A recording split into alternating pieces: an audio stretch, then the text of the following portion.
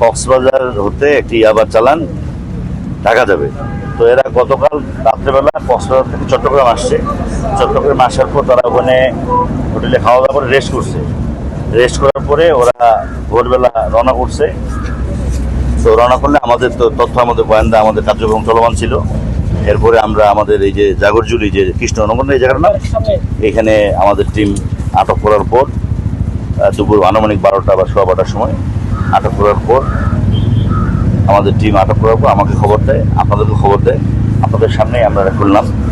এখানে মোট 30টি প্যাকেটে, এক একটা প্যাকেটে 10,000 করে, মোট 3 লাখ পিস ইয়াবা ছিল, যেটার বাজার মূল্য আনুমানিক 15 কোটি টাকা। এখানে আমরা ফয়সাল এবং আরেকজন আছে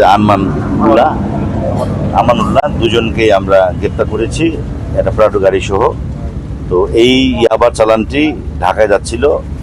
এরা ইয়াবার ক্যারিয়ার না মূল মালিক, এটা তদন্ত সাপেক্ষে বলা যাবে।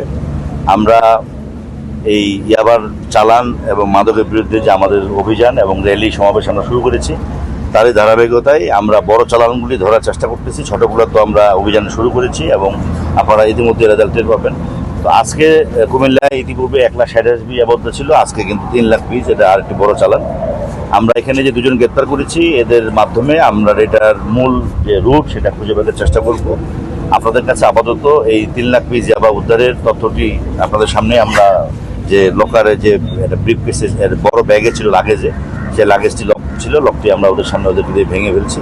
ভাঙার পর আমরা এখান থেকে 3 লাখ পিস ইয়াবা যেটা উদ্ধার করলাম, আমরা এখন ওদেরকে আমাদের জিজ্ঞাসাবাদ এবং রিমান্ডে জিজ্ঞাসাবাদ করে এটার মানে কে বিক্রেতা, কে ক্রেতা, মালটা কোথায় যাইতো, কে নিত, এই বিষয়টি আমরা তদন্ত করে বের করে আবার আপনাদেরকে ডেকে আমরা জানাবো ইনশাল্লাহ।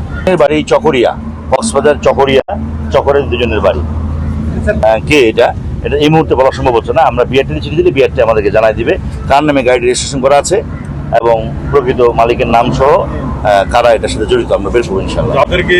ওরা এখনো কিছু স্বীকার করে নাই, ওরা বলতেছে না, কিছুই বলতেছে না।